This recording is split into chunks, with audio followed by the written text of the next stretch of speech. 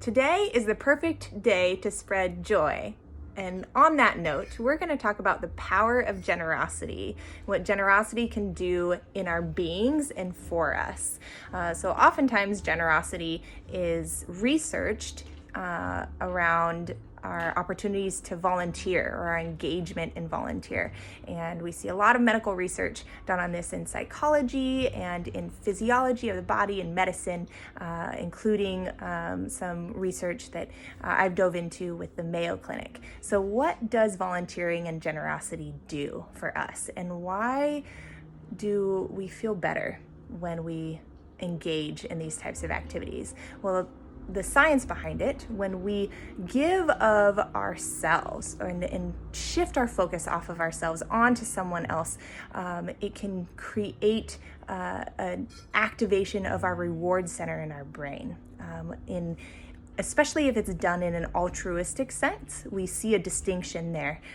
If it's not done in altruism, we don't have the same type of effect, but our reward centers in our brain release dopamine, and that dopamine is the neurotransmitter that allows us to feel happy, right? So we almost get a high from generosity, from giving, from volunteering and spending our time to help others.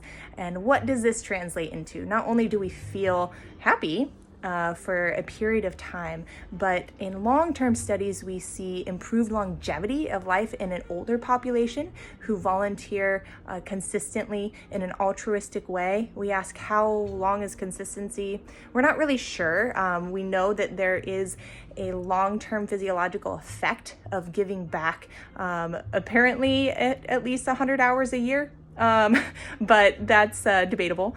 So just go out and do it. And additionally, we see reduced stress, reduced anxiety overall, reduced blood pressure, which also demonstrates among older populations reduced risk of disease when we are giving to others and experiencing the wonderful benefits of generosity.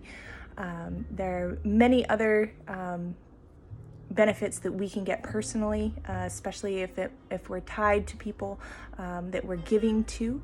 But in this time, when we are all experiencing maybe fear, when we are closed off in our homes, when we are experiencing loss, maybe we're grieving, maybe we know someone who is sick or that we have lost, maybe we've lost a job, maybe our lives have just been turned upside down, relationships are rocky. All these things leave us in a state of anxiety, maybe even depression, unknown, fear. And there are so many opportunities that we can leverage right now to give back in creative ways, right? Maybe that means that you reach out to a nonprofit who's trying to help mitigate all of the chaos right now in our world to providing medical supplies.